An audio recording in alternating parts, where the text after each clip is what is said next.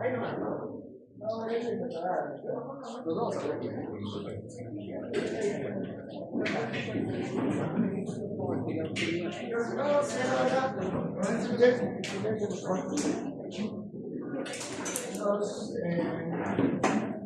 No hemos hecho esto, ¿no? ¿Qué pasa? No, no. No, ya, miren. Analgésicos mujeres. Hemos hecho la parte de analgésicos. Hemos hecho los antiinflamatorios no esteroideos que son analgésicos. Recuerden que había una diferencia entre analgésicos opioides y los antiinflamatorios no esteroideos que son los AINES. Básicamente, uno es la intensidad, la potencia. ¿Quiénes son más potentes? Los analgésicos opioides, porque tienen sobre todo inhibición del dolor a nivel central. Estos opioides, sobre todo, no solamente central, sino sobre todo central. En cambio, los antiinflamatorios no esteroideos, que son los AINES, tenían inhibición del dolor más a nivel periférico, ¿ya? Entonces, los opioides, como tienen más una inhibición central y actúan a nivel de otros receptores muy diferentes a los AINES, entonces modulan mejor el dolor, o sea, calman el dolor un poco más, con mayor potencia que los AINES, ¿ya? A ver, ¿qué diferencias hay? Por ejemplo, a nivel de receptores, los opioides actúan a nivel de receptores opioides, ¿no? Que son 4. En cambio, los AINES, ¿a qué nivel actúan? ¿De acuerdo? Miren la COX. Tanto uno como la COX, los AS inhiben prostaglandinas, inhiben varios procesos moleculares para inhibir el dolor. Esa es una diferencia. La otra es la intensidad del dolor. Como los analgésicos opioides tienen más a inhibir la transmisión del dolor a nivel central, tienen mayor potencia. Entonces, el opioide está indicado para dolores viscerales, intensos. En cambio, los AINES para dolores un poco leves a moderados. Es otra diferencia. La otra diferencia es que, como les mencioné, inhibición de la vía del dolor a nivel central opioides y los AINES, inhibición del dolor, pero ya en la vía periférica, ¿no? Entonces ya son 3 a 4 diferencias entre los AINES y los opioides, ¿no? Entonces, algunos objetivos, vamos a determinar el mecanismo de acción, es importante. En realidad, el mecanismo de acción de los opioides es un poco más complejo que el de los AINES, ¿ya? Tolerancia versus taquifilaxia, otra diferencia. Los AINES no producen tolerancia ni dependencia.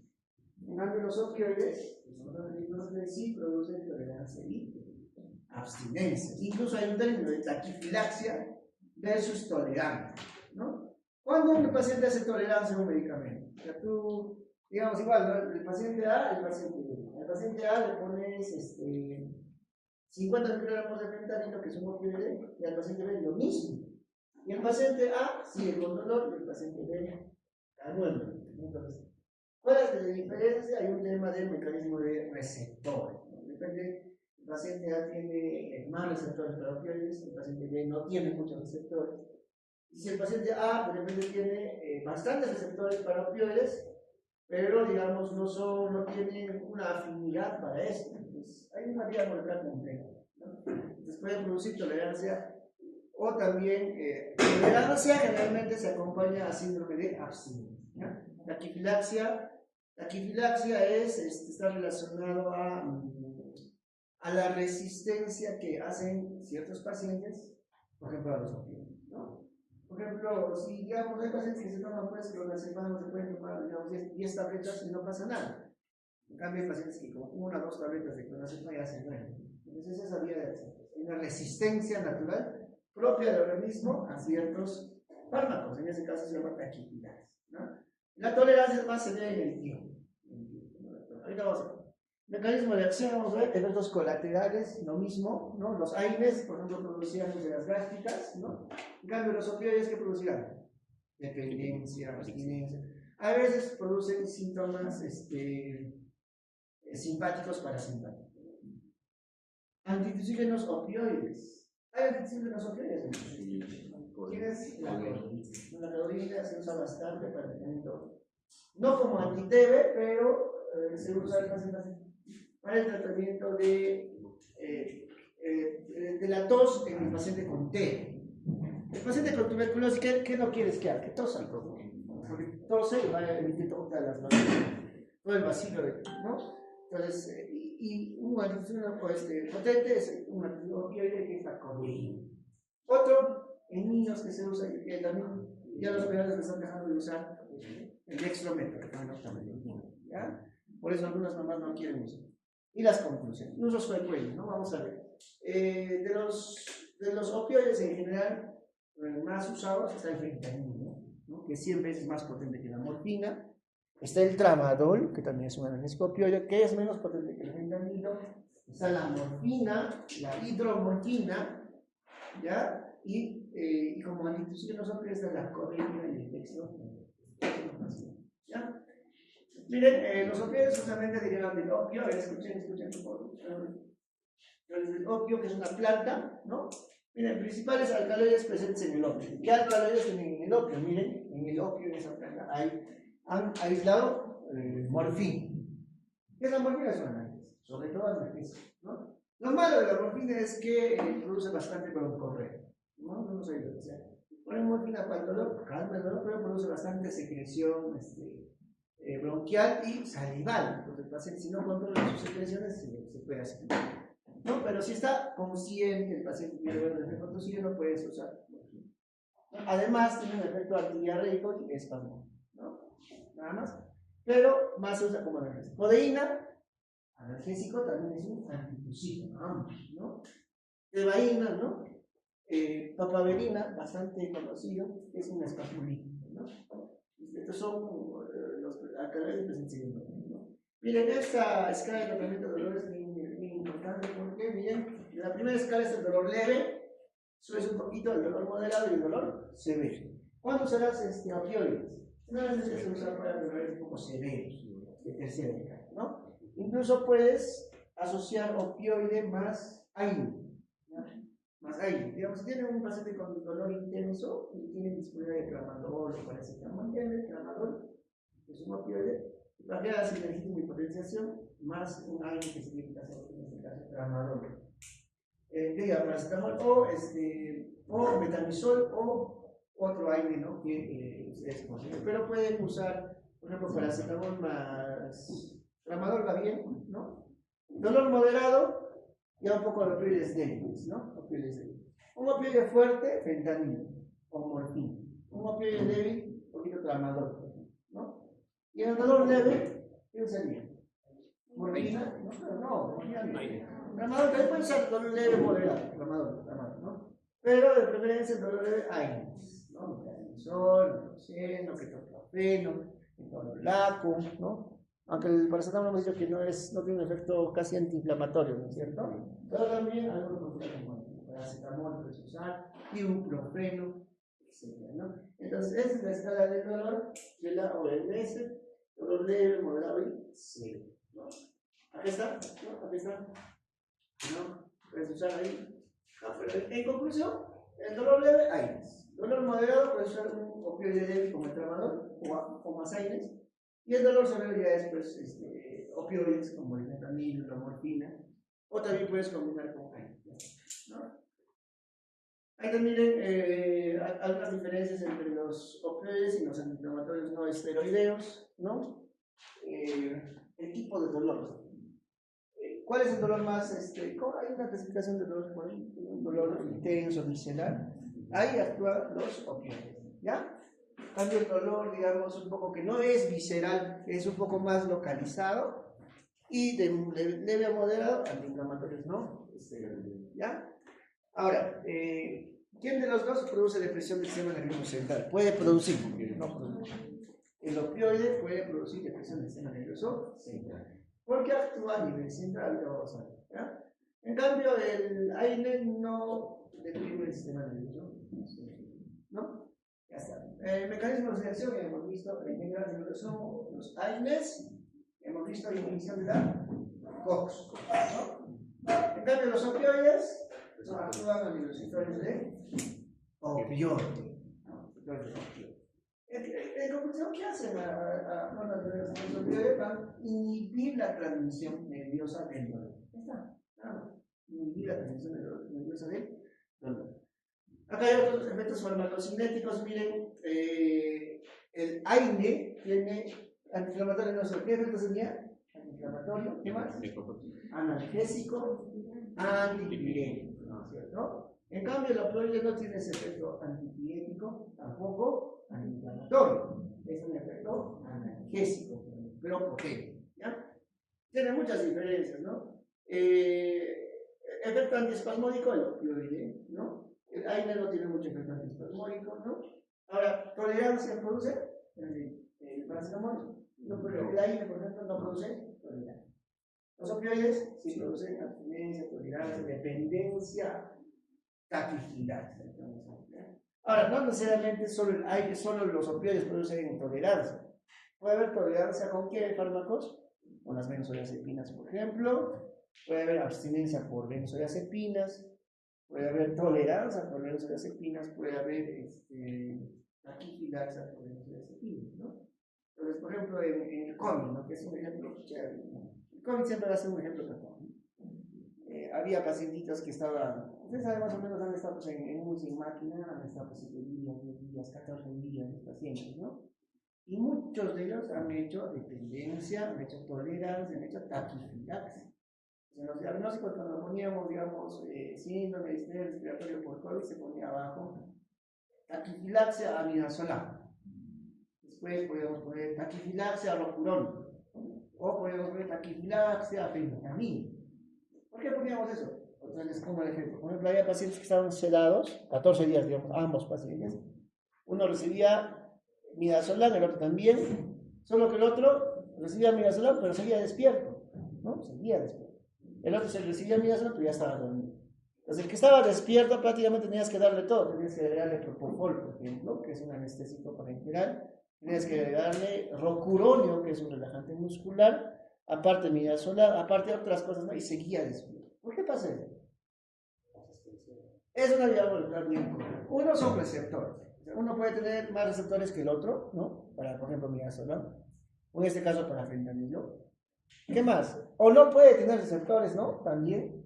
O finalmente puede hacer resistencia al fármaco. Eso se llama taquifilaxia, ¿no? Resistencia al fármaco, ¿no? O sea, yo le puedo dar cantidad de midazolam, pero el paciente es resistente a pesar de que tiene los mismos receptores que el otro paciente, ¿no? Entonces ahí se explica la taquifilaxia. Taquifilaxia es, ¿verdad? En términos comunes, resistencia al fármaco, ¿no? Taquifilaxia, midazolam, fentanilo puede haber, sobre todo a estos fármacos, ¿ya? ¿Qué más? Ahí vamos a ver el gráfico. Tolerancia y dependencia. Miren, la tolerancia siempre se acompaña de abstinencia, ¿ya? Tolerancia. O sea, la tolerancia se debe poner en el tiempo, ¿no? En el tiempo, ¿no? Es como una especie de resistencia en el tiempo, hacen tolerancia. O sea, si antes necesitabas, digamos, 2 miligramos de clonazepam, de acá, si sigues tomando, de acá a unos años ya no solo vas a necesitar 2 miligramos, vas a necesitar 4 miligramos, 6 miligramos, haces tolerancia. ¿Y la tolerancia qué nos trae? Dependencia, ¿no? Entonces, una causa y una consecuencia, ¿no? La dependencia, ¿no? ¿Y la dependencia qué nos trae? Abstinencia. O sea, primero hacen tolerancia, o sea, si quieres, digamos, requerías 2 miligramos para dormir, en el tiempo haces tolerancia, ya no solo requieres 2, sino 4 miligramos, ¿no es cierto? Ya, con eso aumenta la dosis y haces tolerancia. Y en el tiempo, la tolerancia que te lleva, no, a dependencia, te haces dependiente a ese fármaco. Si no tomas, o sea, ya haces dependencia, ¿no es cierto? O sea, necesitas, o sea, te vuelves dependiente, o sea, necesitas. ¿Pero qué me lleva a eso finalmente? Abstinencia, o sea que yo necesito ese fármaco porque sin eso ya también me produce, o sea, puede producir ansiedad, ¿no? Agitación psicomotriz, ¿no? Y recién cuando me dan ese fármaco me calmo, ¿no? Entonces, hay tolerancia, dependencia, abstinencia, ¿no? Son, digamos, están relacionados, ¿ya? Entonces, esos fármacos producen eso, ¿no? Entonces, dicho sea de paso, hemos hablado del fentanilo. En Estados Unidos es la droga, una de las drogas más consumidas, pero en tabletas en Estados Unidos. Hoy en día también está entrando a Estados Unidos el fentanilo y el endovenoso, ¿no? Y el endovenoso lo que suelen usar es por vía subcutánea, ¿no? Los que son adictos. Ahí está, miren. Este gráfico, hay uno mejor. Miren, por ejemplo, acá en la mano, ¿no? ¿Qué terminaciones hay? Terminaciones nociceptivas del dolor, ¿no? Entonces, este es el dolor, digamos el fuego. Viaja a través de una neurona, ¿cómo se llama esta neurona? ¿Aferente o aferente? Aferente, aferente, y va al asta. Esa es la asta, ¿cómo sería? La asta dorsal, ¿ya? Se une a otras neuronas y el estímulo viaja hacia dónde? A través de la vía espinotalámica cerebral o espinotalámica cortical, ¿no? Viaja hacia dónde? Al cerebro, ¿cierto? Al cerebro. Y luego, ¿no? Miren esta vía que es importante, justo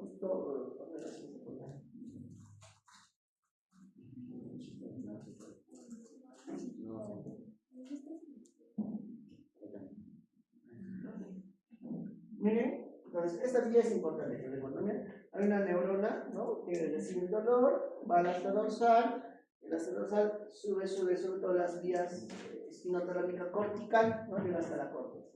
Hay áreas sensitivas superiores. Bien. Pero miren, acá hay unas neuronas, ¿no?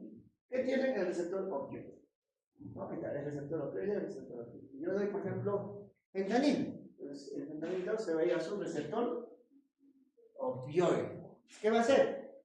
Va a estimular a esas neuronas que son inhibitorias, ¿no? Va a estimular a las inhibitorias y va a inhibir justamente este proceso de integración entre la neurona que está recibiendo el dolor con la neurona que está llevando la vía del dolor hacia el cerebro. O sea, la va a inhibir.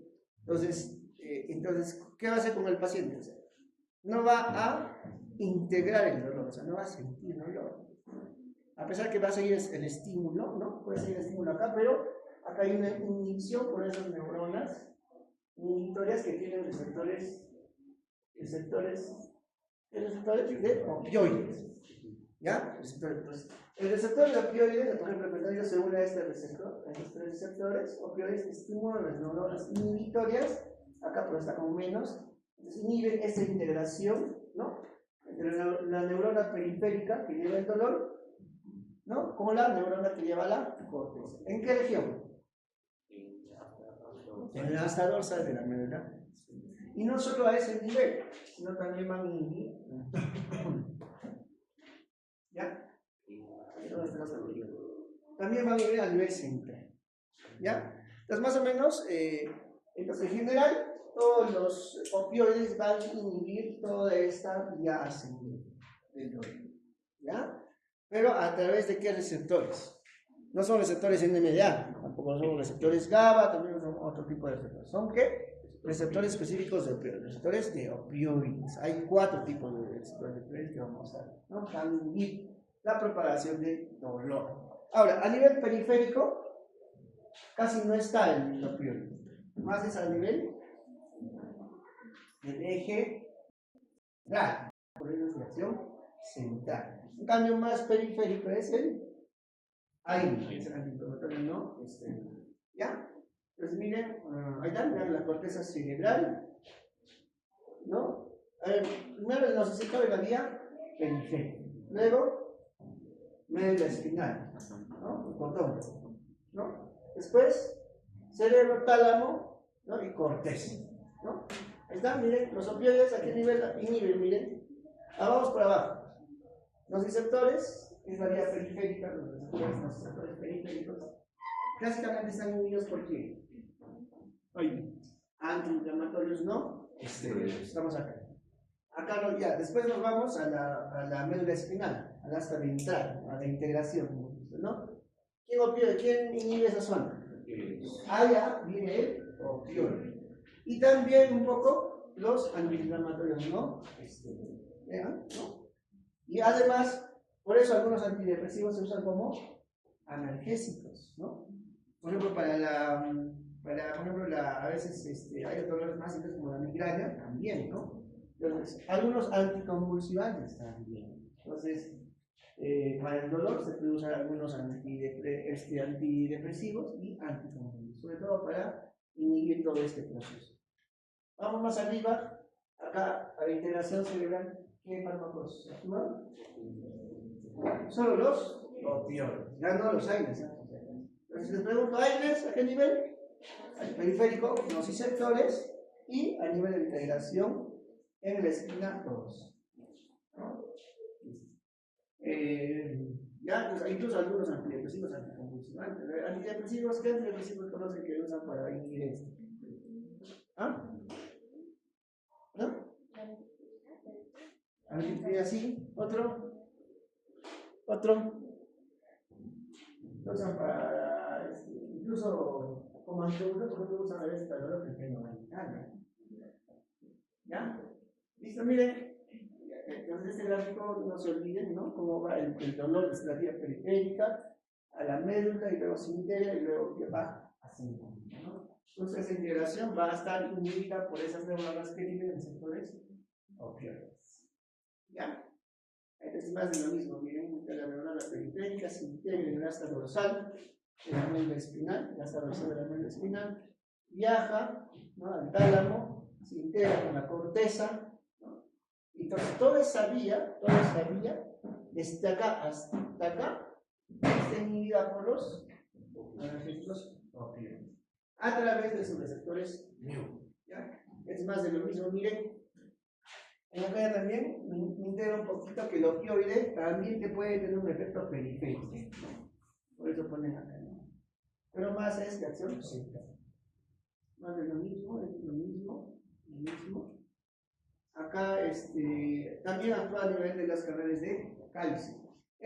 Bueno, el dolor, ¿qué cosa es el dolor que a nivel molecular, ¿qué es? Es la expresión de un potencial de acción, ¿no es cierto? O sea, ahí es como una despolarización, pues. No solo para contraer músculo, no solamente para contraer músculo cardíaco, ¿no es cierto? Hay vías de potencial de acción, sino para el dolor. Para el dolor también hay potenciales de acción. Y miren, acá dice respuesta al potencial de acción aferente a la activación del receptor opioide disminuye el flujo de entrada de calcio, ¿no? Y el calcio también ayuda a ¿qué? A la transmisión del impulso nervioso, ¿no? Entonces miren, este flujo de calcio, ahí está el receptor opioide. Digamos, fentanilo va, se une a su receptor opioide en la neurona presinal. ¿Ya? ¿Y qué hace? Al unirse el fentanilo a su receptor opioide va a inhibir el flujo de entrada de calcio del extra al intracelular. Entonces, ¿para qué se necesita calcio? Cuando vean calcio siempre tienen que relacionar las vesículas. Las vesículas que tienen microfilamentos, esos microfilamentos necesitan siempre calcio. Entonces, cuando no hay calcio, no hay ese movimiento de microvesículas, de vesículas que tienen neurotransmisores. En este caso no se libera ¿qué cosa? Glutamato. Entonces, al inhibir el flujo de entrada de calcio del extra-intra, va a inhibir, o sea, ya no se va a mover esta vesícula sináptica que contiene el glutamato. Entonces no se va a liberar glutamato, ¿no? Entonces, va a haber una disminución de la liberación de glutamato, ¿no? ¿Y el glutamato qué cosa es? Es un neurotransmisor excitador, ¿ya? Entonces, el neurotransmisor opioide disminuye el nivel de glutamato, que es en este caso una disminución del receptor excitador. Pero miren el glutamato, ¿qué hace? Además, miren, además los receptores opioides, ¿no?, aumentan el flujo de salida de potasio, ¿no? ¿Qué es el potasio? ¿Está en el intra o en el extra? Intra. Entonces, si aumenta la salida de potasio del intra, ¿qué va a pasar? ¿Se va a hacer más negativo o más positivo el intracelular? Negativo. ¿Más positivo? Más negativo. Más negativo, que está saliendo, ¿cierto? Entonces va a hacer una carga negativa. Eso produce. Y va a bloquear también va a bloquear la transmisión del impulso nervioso, en este caso el impulso del dolor. ¿Ya? Ahí también, ahí están los receptores. Hay varios cuadros de los receptores, ¿no? Miren, son específicos, miren cada uno. Ahí están los receptores mu, que son los más conocidos. Los más estudiados, los más conocidos de los receptores opioides son los receptores mu. También están los receptores K y los receptores delta. Esos tres son los más importantes. Hay otros más, como los 5, pero los receptores mu, K y delta son los más conocidos. Y miren el efecto. ¿No? Si yo estimulo el receptor mu, ¿qué produzco? Analgesia. Yo voy a, ¿no?, actuar sobre el receptor mu, ¿no? Voy a, y el receptor mu va a producir analgesia. ¿Cómo produce la analgesia? Uno, inhibiendo la entrada de calcio al intracelular y inhibiendo o disminuyendo la liberación de glutamato. Y lo otro, acá, ¿qué hace? Estimulando las neuronas inhibitorias del dolor. A ese nivel de los opioides, ¿ya? Entonces miren el receptor mu. Entonces si les pregunto sobre qué receptor opioide, ¿no?, actúa el fentanilo, por ejemplo, sobre todo para producir analgesia, el receptor mu, ¿no? Pero no solo eso, también como los receptores mu están a nivel central, no solo producen analgesia, sino que pueden producir depresión respiratoria. Claro, respiratoria, ¿no? Por ejemplo, si una paciente te viene con depresión respiratoria marcada y le quieres calmar el dolor con fentanilo, va a ser que haga apnea, puede ser paro respiratorio. Entonces, con cuidado. Pero también produce un poco de estreñimiento. ¿Por qué produce estreñimiento? Porque también hay receptores mu a nivel del tracto gastrointestinal. ¿Qué va a producir el receptor mu en el tracto gastrointestinal? Va a producir disminución de la motilidad intestinal. Otro ejemplo para que se recuerde. Por ejemplo, en UCI, los pacientes a veces no hacen deposiciones. Esos pacientes que han estado sedados en el COVID, en esos 14 días con midazolam, fentanilo, no hacían deposiciones. ¿Por qué? Porque hay receptores mu en el tracto gastrointestinal y el fentanilo inhibe el peristaltismo. ¿Qué producía? ¿No? Es un efecto. La parte que producía, claro, les calmaba el dolor, porque realmente el paciente con tubo, pues si no le pones analgésico así, tipo opioide, que pasa ahí con un tubo que tenga buen tiempo, duele, ¿no? Pero producía pues estreñimiento, producía delirio, abstinencia, etc. Dependencia, se usa mucho. La psicosis de la UCI se llama, ¿no? El paciente despierta, ¿no? Ya, euforia, sedación, aunque la sedación no es comparada con el midazolam, por ejemplo, la sedación es menos potente que comparada con el midazolam, pero también se usa como sedante, ¿no? Pero no es su efecto principal, o sea, ¿ya? Es más analgésico. Cuando hay casos de intoxicación, ¿qué va a producir el fentanilo? ¿Cómo sabías que hay un paciente que intoxicado con fentanilo? ¿Cómo pensabas que acá? Miosis. El paciente va a venir con miosis, ¿no? Y casi haciendo depresión respiratoria o apnea, ¿no? En apnea y con miosis, ¿no? Entonces, eso es producto de la designación del receptor mu, ¿no? El K también produce un poco de analgesia, aumenta la diuresis, sedación, miosis, disforia, ¿ya? Y el delta, en este caso analgesia supraespinal y espinal, este efecto del delta se usa bastante en anestesia, ¿ya? Entonces, miren, esos son los receptores. ¿Dónde está el receptor, doctor? El receptor mu, K, aquí está. Este.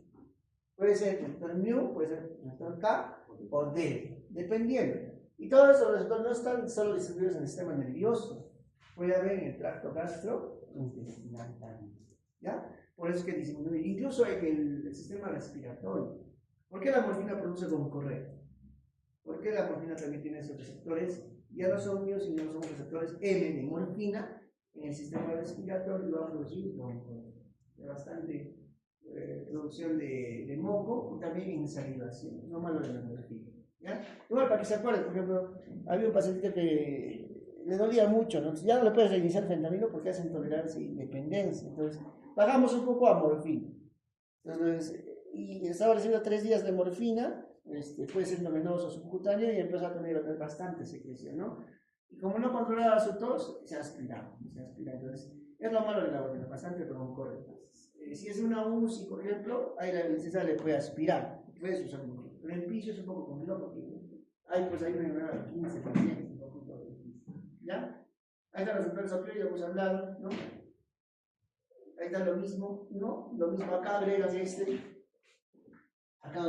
pero los más conocidos son el K, el mu y el D. Y sobre todo el mu, es el más importante, no responsable de la análisis. Pero miren, acá en la pupila, el retorno, contracción, miosis, recuerden, ¿no? Estreñimiento, euforia, ¿no? Un poco de sedación. Entonces, digamos, si les pregunto, mencionen 5 efectos de los analgésicos opioides, ¿qué pondrán? A través del doctor Mew, por ejemplo. Analgesia, ¿no? Un poco de sedación, ¿qué más? Depresión respiratoria, ¿qué más? Estreñimiento, ¿qué más? Miosis, euforia. ¿No? Facilito, ¿no? Acá miren el Mew, el delta y el K, ¿no? Esta es la estructura, vamos a mencionar además, pero miren, otro analgésico opioide bastante usado es la oxicodona. La oxicodona se usa bastante en pacientes oncológicos.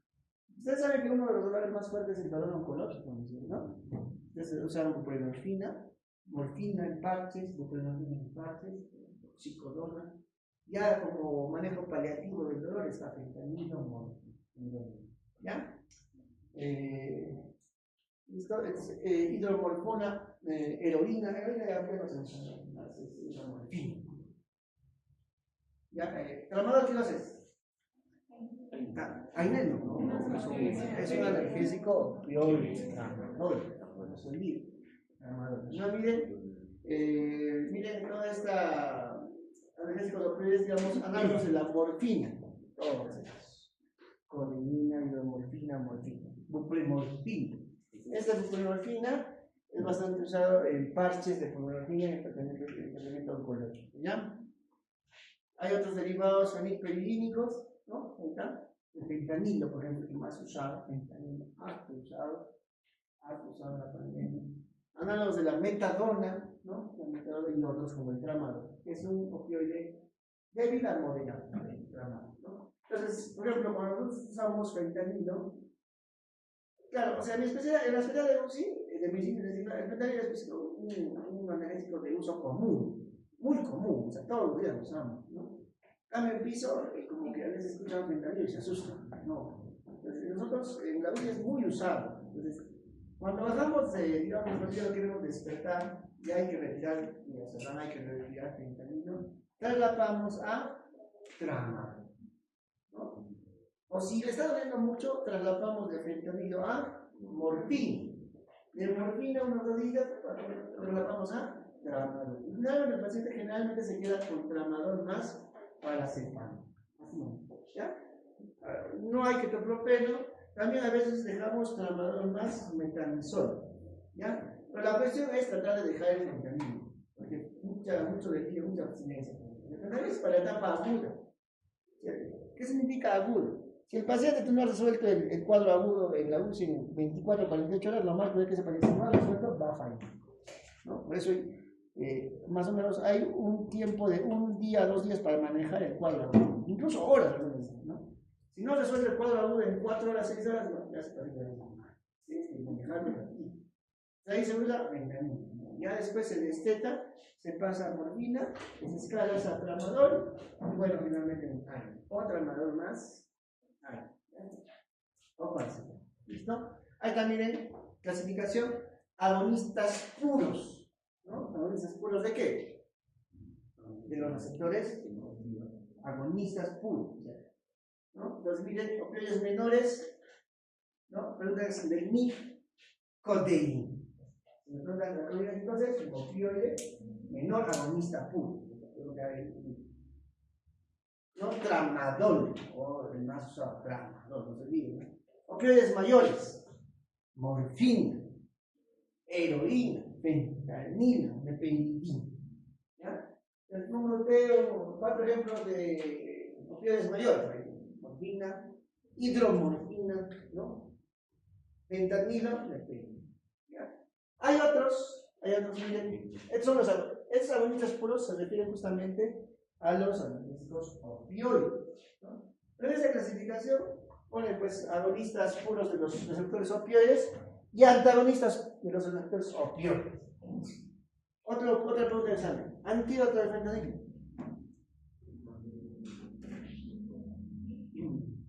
Nada, son analgésicos. ¿Ya? También para que se acuerden, hace poquito, no hace poco, hace un año, 2 años ya creo, ¿no? En la anestesiología pusieron fentanilo a una pacientita que íbamos a operar, ¿no? Y ha hecho una reacción alérgica severa al fentanilo, miocarditis, shock, cualquier cosa. Entonces, en ese momento, en ese ratito, lo antes no tienes que poner el antagonista, en este caso no es el antídoto, pero es el antagonista de los receptores de mu, en este caso, es la naloxona. A ver, por ejemplo, si yo te he puesto fentanilo y estás haciendo una reacción alérgica severa, ya el fentanilo se ha unido a sus receptores y ha producido un efecto, ¿no es cierto?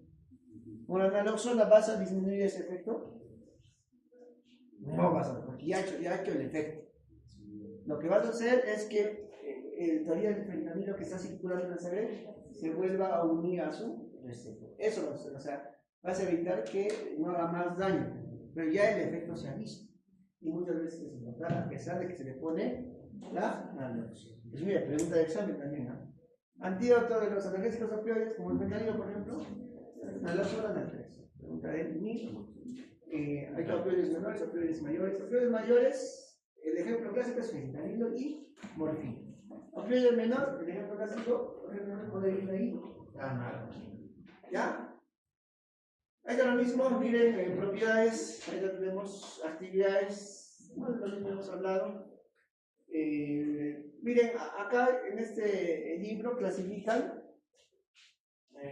miren, analgésicos narcóticos. Cuando hablamos de narcótico, hablamos de esto, miren.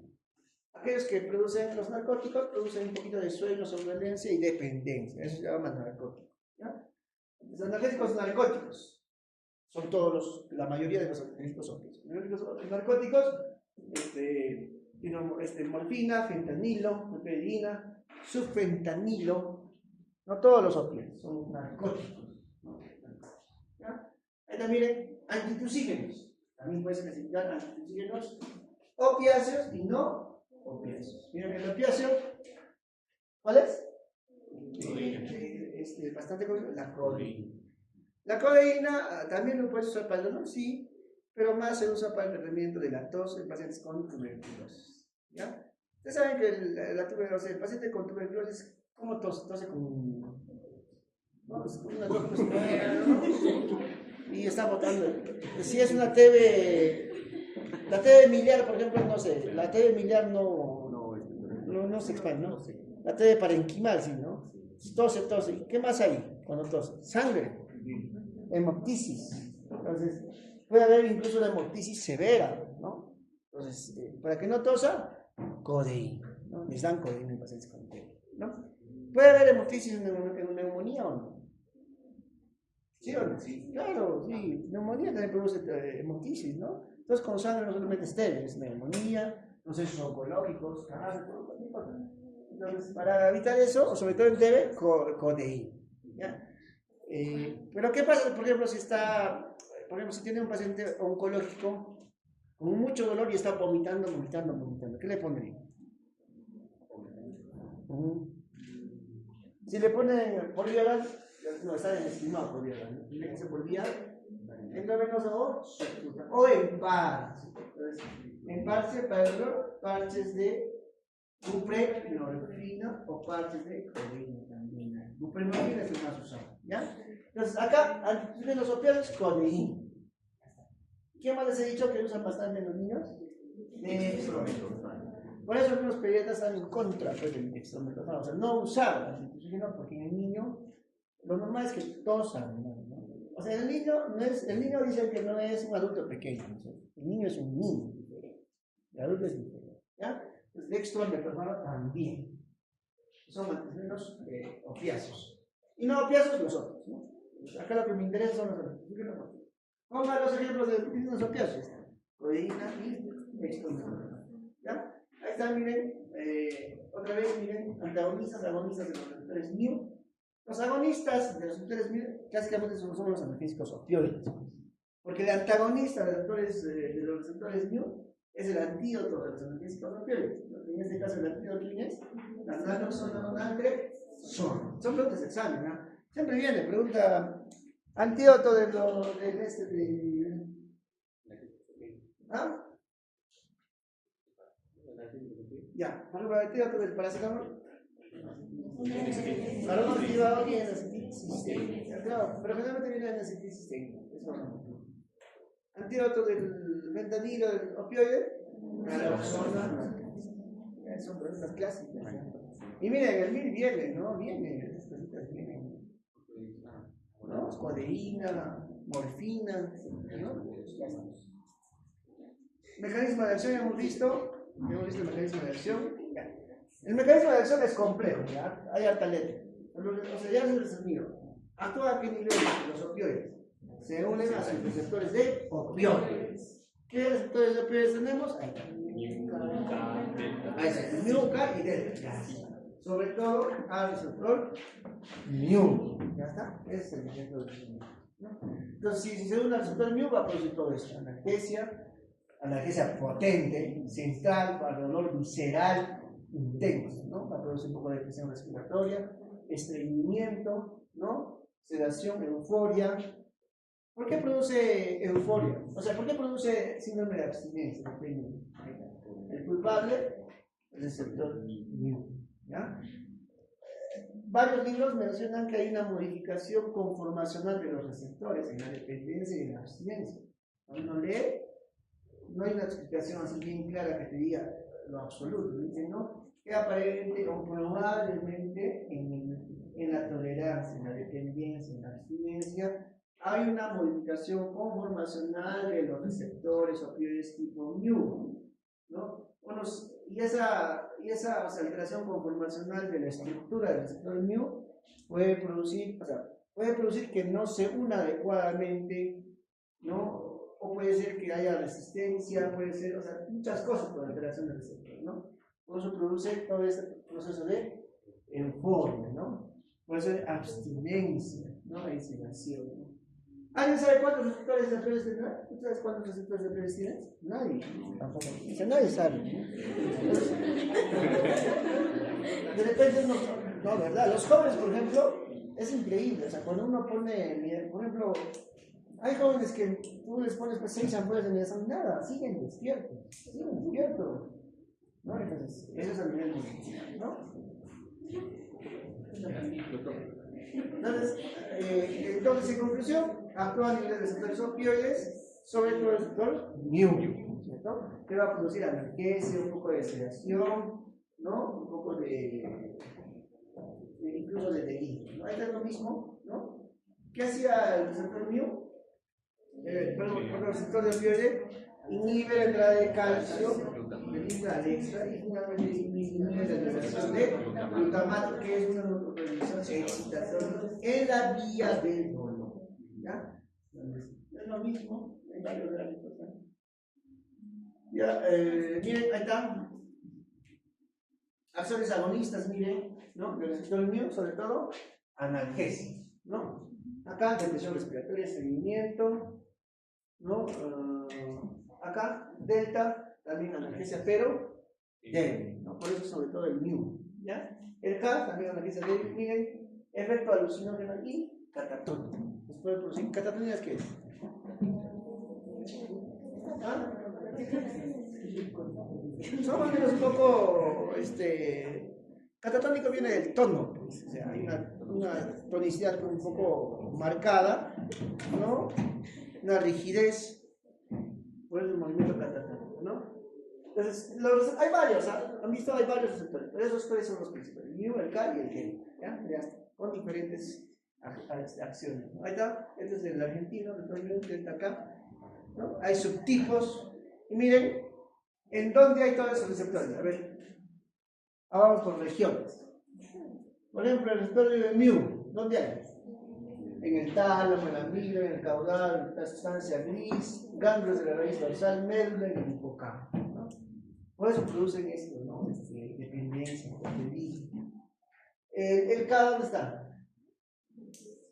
En la sustancia negra, caudal también, amígdala, en el hipotálamo, ¿no?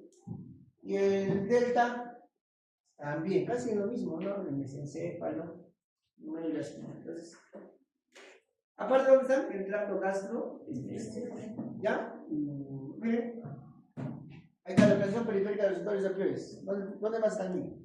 Aparato digestivo, pulmón, pulmón, broncorrea.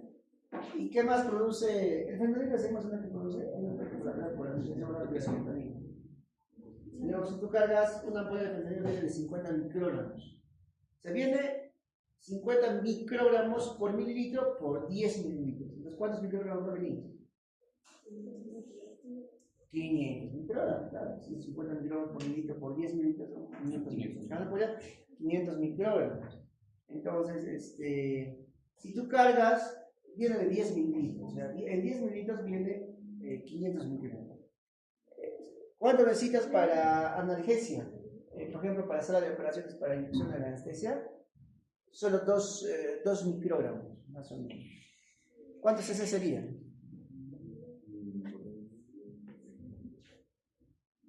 Poquito, ¿no? Lo diluyen, ¿no? ¿Ya? Entonces, digamos que necesitas 2 cc, digamos 2 cc de fentanilo.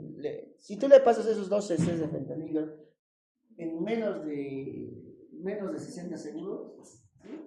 Vas a producir el efecto famosísimo que es el tórax leñoso. ¿Qué significa tórax leñoso? O sea, que todo el tórax y la presión cervical se vuelven tan rígidos que no vas a poder intubar. Ese paciente se muere, ¿ya? Entonces, el tórax leñoso lo produce el fentanilo por su alimentación rápida. Por eso, el anestesiólogo lo tiene que cargar el fentanilo y poner lento. Incluso lo dividen en 10, lentito, lo dividen en 10, lentito, en 10, lentito. Y paciente que produce el fentanilo, un poquito de sedación. Y además es un analgésico fuerte. O sea, ellos les hacen su rinoplastia, les hacen sus inyectomías, ¿no? Todas sus cirugías, ¿no? Aparte le ponen una anestesia local, o sea, le infiltran con lidocaína, ¿no es cierto? Más un poquito de sedación y analgesia por un opioide, más la infiltración, ya está, no se puede trabajar, ¿no? Lo malo es que puede producir reacción alérgica. No sabemos, ¿no? En realidad es un riesgo todo el proceso. Ustedes saben que en medicina no hay riesgo cero, ¿no es cierto? Hay riesgo 1, 2, 3 y 4, ¿no? Eso hay que instruirlo, el riesgo 1, 2, 3 y 4. ¿Qué es el riesgo? Probabilidad de morir, probabilidad de hacer paro cardíaco. Riesgo 1, probabilidad de hacer paro cardíaco puro. Riesgo 1, ¿cuánto es? Bajito, es bajito. Es menos de 0.05%. O sea, de cada digamos, 10.000 pacientes, uno puede ser bajito. Pero a ver, te toque a ver, ¿no? El riesgo 2, también bajito, menos del 1%. El riesgo 3 ya es 2%. El riesgo 4 también es bajo, no llega ni al 5%. Pero el 5% ya, pues, 5 de 100 es alto, ¿no? ¿Qué opinas, doctor? ¿5 de 100 es alto? 1 de 100 es alto, ¿no? Pero hasta es un riesgo, ¿no? ¿Ya es hora? No. Entonces, miren, los receptores de opioides están linfocitos, aparato de pulmón, ¿no? Puede producir en el pulmón broncorrea y broncoconstricción. Por eso hay infección, ¿ya? En el riñón, de alguna manera, podría producir falla renal, pero en dosis muy altas, ¿ya? Farmacocinética, ahí tenemos el tiempo de vida, lo vamos a ver después, ¿ya? Miren, semivida, la semivida, vamos a comparar fentanilo para nosotros, pero en el primer mundo estamos usando remifentanilo, ¿ya?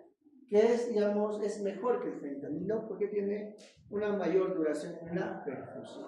Miren, el fentanilo se va rápido, en cambio el fentanilo, el sulfentanilo y el remifentanilo duran más, ¿no? Comparado fentanilo con remifentanilo tiene menos efectos colaterales, ¿ya? Y se está usando bastante en anestesiología el remifentanilo, ¿ya? Miren, abstinencia de los opioides, lo que se ha dicho, abstinencia, ¿no? Uno es tolerancia, la tolerancia que me genera dependencia, y la dependencia que me genera la dependencia, como dependo de ese medicamento, o sea, quiero, me genera, o sea, como quiero y no me dan, el cuerpo empieza a dar temblores, delirio, aplicación psicomotriz, que produce abstinencia, ¿ya? Entonces, miren, la abstinencia de los opioides, esto se da no en la etapa aguda general, sino en el bien, ¿no? Ahora, pero en UCI, por ejemplo, se han usado el provenoso harto fentanilo, 50 millones harto, pues, ¿no? A los 14 días ya se hacen, ¿no? ¿Ya? Síntomas, ¿no? Miren, diaforesis, erección, taquicardia, ¿no? Taquicardia, sudoración, hipertensión arterial, ¿no? Bostezos, fiebre, diarreas, vómitos, diaforesis, ¿no? Entonces, por ejemplo, en la UCI el paciente que tenía delirio, que tenía abstinencia de los opioides, tenía delirio, agitación psicomotriz, sudoración, taquicardia, ¿no? A veces dilatación pupilar, ¿no? Fiebre. A veces, por ejemplo, por eso el examen, o sea, integral es importante. Si solo ves fiebre, ¿qué pensarías? Infección. Es lo primero que uno tiene. Pero si estás en un contexto de un paciente que ha recibido fentanilo, su PCR está normal, su propagación de niño está normal, sus cultivos negativos, y está haciendo fiebre y está mucho tiempo con fentanilo, probablemente sea síndrome de abstinencia. Lo demás, a ver, si ves diarreas, ¿qué vas a pensar? No, solo diarrea. Cambia el proceso infeccioso, la comida la he hecho mal, no. Entonces puede haber un síndrome de abstinencia. Taquicardia e hipertensión. A ver, si ven taquicardia e hipertensión, ¿qué pensarían? Tienen que contextualizar. Si ven un paciente de taquicardia hipertenso, o es dolor o es abstinencia. ¿Ya? ¿Por dolor también hacen taquicardia o no? Claro. A ver, por eso alguna vez, no, en la UCI, por ejemplo, hay un paciente con bradicardia sinusal, en bradicardia menos de 50, ¿no es cierto? 40, está muy bajo, doctor. Ya períscale, pues. La taquicardia también es por dolor. También puede ser por abstinencia. ¿Ya? Recuerdo. Listo. Miren, grados de tolerancia que pueden desarrollar en algunos de los efectos de los opioides. Miren. Cuando hay un grado de tolerancia alto, miren, puede producir confusión mental, ¿no? Lo que se ve en UCI, ¿no? Confusión mental, delirio, ¿no? Incluso supresión de la tos. Por eso no es bueno el opioide. O sea, dentro del programa de desintoxicación de la UCI es cada vez desescalar. Menos opioide, menos benzodiazepina. Menos opioide, menos benzodiazepina. Para evitar estos efectos. Miren, moderado un poco de bradicardia y mínimo nivel de miosis, estreñimiento de convulsión, ¿no? Ese es el síndrome de abstinencia, ¿no? Bueno, las dosis, ya vamos a ver después las dosis en la parte práctica. Miren, la conversión. Así como había conversión en los corticoides, ¿recuerdan? Tantos gramos de dexametasona equivale a tantos miligramos de hidrocortisona, buscando su efecto, ¿no es cierto? Miren acá. A ver, comparemos morfina y fentanilo. No sé si está acá. A ver, morfina, digamos que para entrar nomás, 10 miligramos. Ya. Fentanilo, 0.1 miligramos. O sea, 10 miligramos equivalen a ¿cuánto? 0.1 miligramos de fentanilo. ¿Cuántas veces tienes que multiplicar 0.1 para que te dé 10? 100, pues. 100. Entonces, morfina, ¿no? 100 tienes que multiplicar. 100 veces. Entonces, Ya pues, la dosis de morfina comparada con la dosis de fentanilo, pues la dosis de fentanilo es ínfimo, poquitito, 0.1 miligramos. Ya, 10 miligramos, a ver, la ampolla de morfina la ampolla de fentanilo viene de 10 mililitros y viene, ¿cuántos microgramos de litro? 50 microgramos por mililitro por 10 mililitros, o sea, viene 500 microgramos por cada ampolla de 10 mililitros. 0.1 miligramos, ¿cuánto será? ¿Saben? 500 miligramos hay en 10 mililitros. En 0.1 miligramos, ¿cuánto será? Era de 3 ya. 500 microgramos equivalen a 10 mililitros.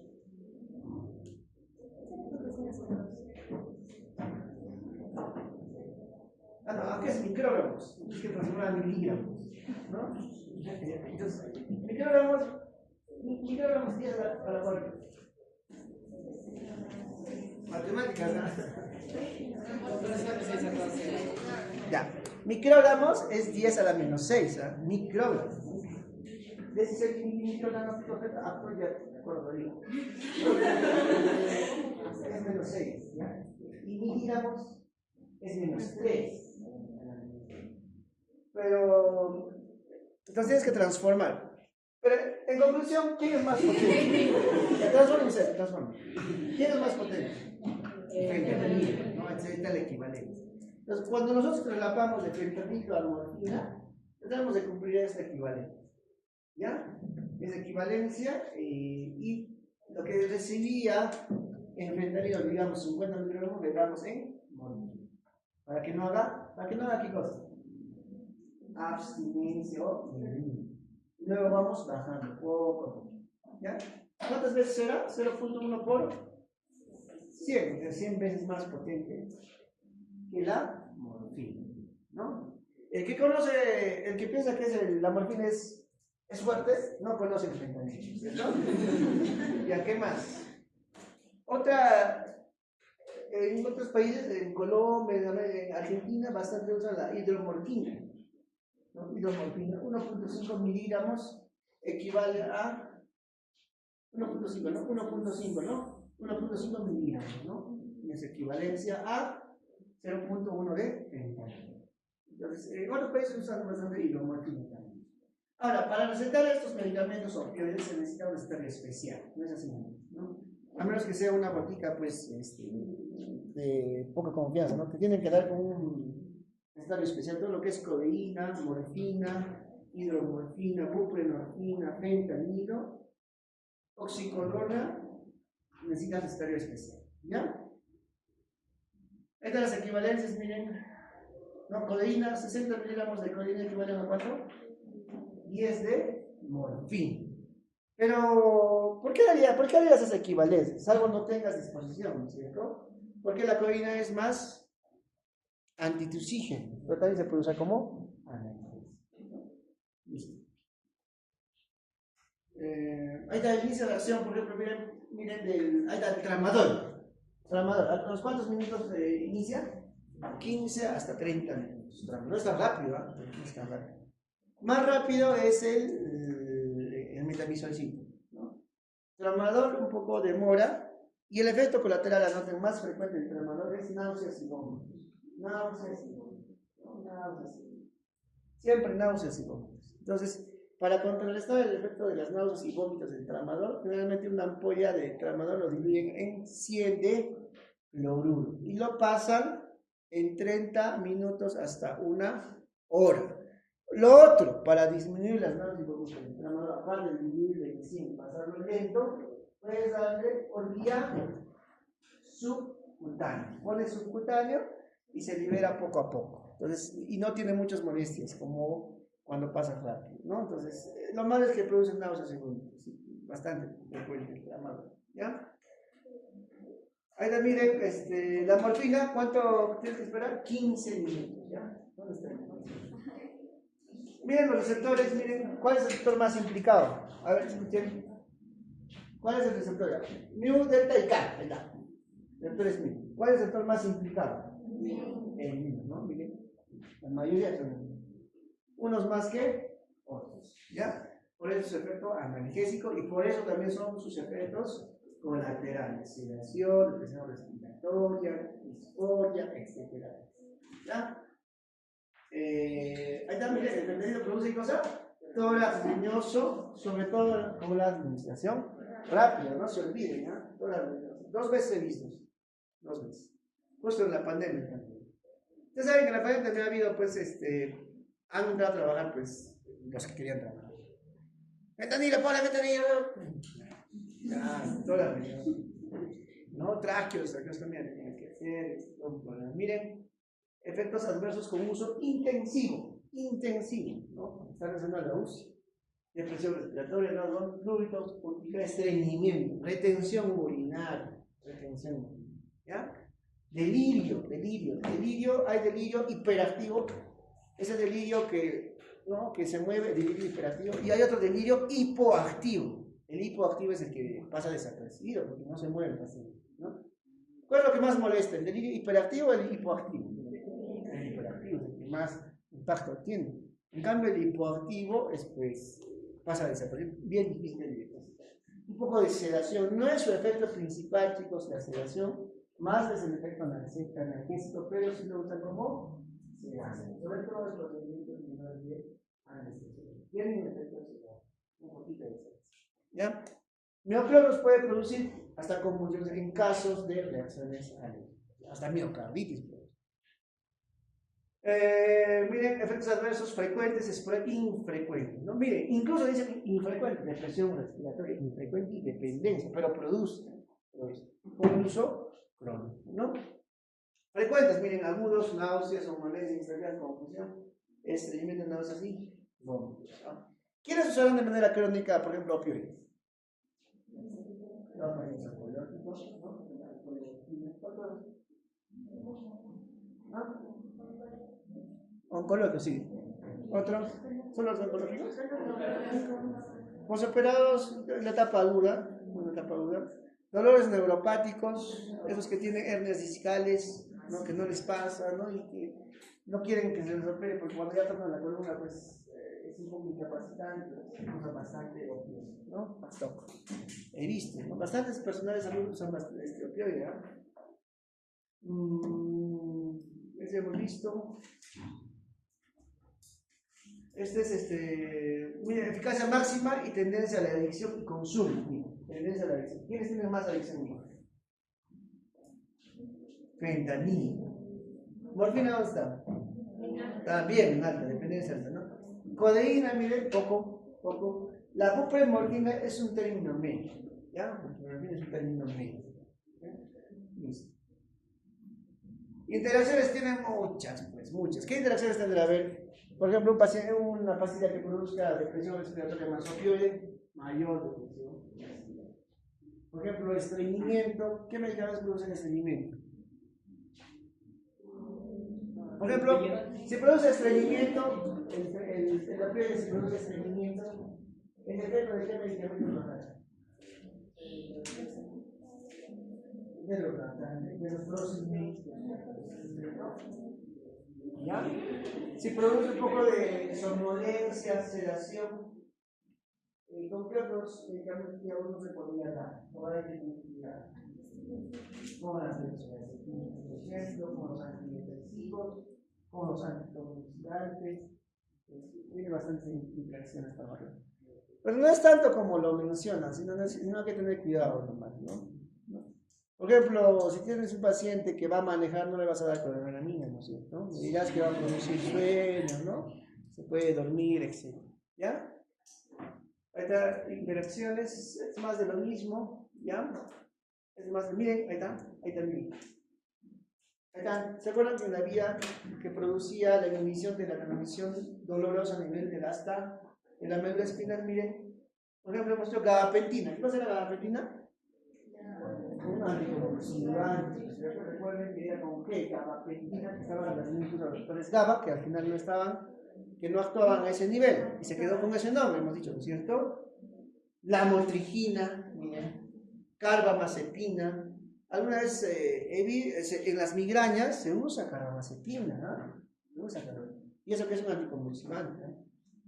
Ya, pues miren, hay metadona, gabapentina, que es un anticonvulsivante que se usa como analgésico, ¿ya? Ahí está tolerancia a taquifilaxia. Hay que usar en inglés. Ahí está la diferencia entre tolerancia y taquifilaxia.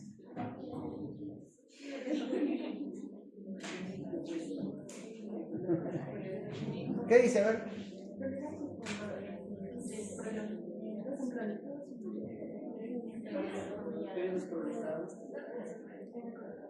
Agudo. Agudo. La taquifilaxia, digamos, es un problema más agudo. Por ejemplo, por eso el diagnóstico de taquifilaxia a tal medida. En ese momento, luego no hace taquifilaxia, porque ya sacas el medicamento. ¿Cierto? Cambio de tolerancia es más tiempo. Con T, más tiempo. ¿Ya? Más tolerancia. ¿Qué más?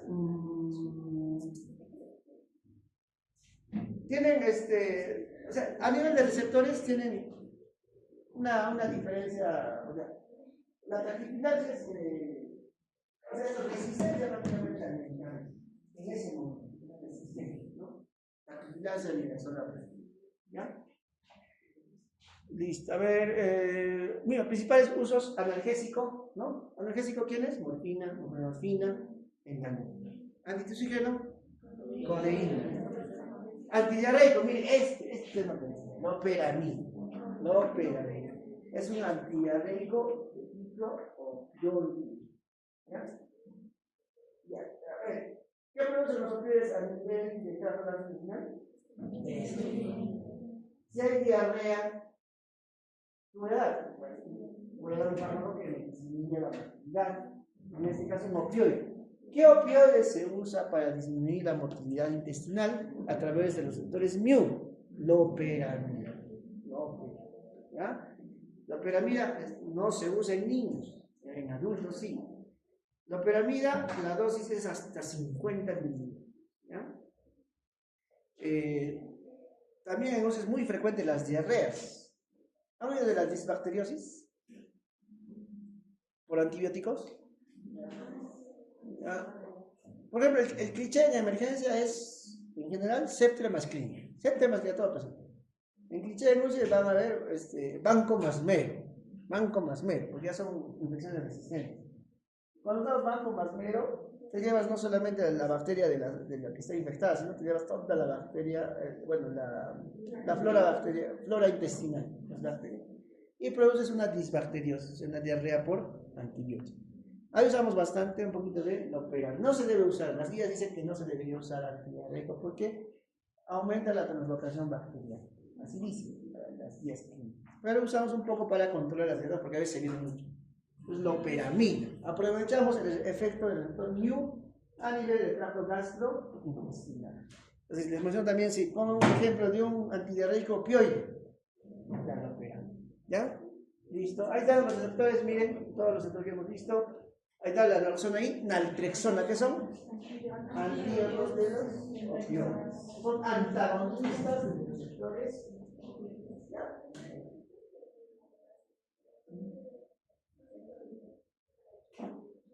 Para que aumentes el peligro, tú puedes mucho. Por ejemplo, ya, si tu paciente está estreñido, ya está hospitalizado, está en casa, ¿cómo es? Está hospitalizado.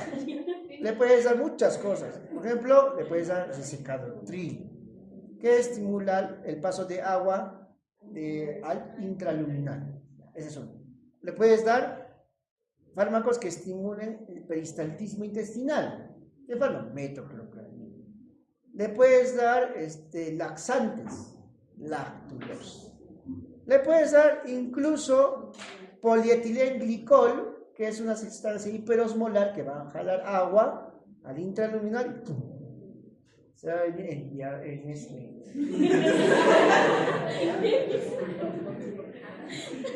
Y me he hecho recordar, de verdad, en la UCI había un paciente que estaba con estreñimiento, ya no hacía como 7 días que no hacía, y justo me toca el turno, Y la licenciada estaba que me molestaba cada rato, que no hace, y no hace, ¿no? A veces son un poquito hasta psicóticas, ¿no?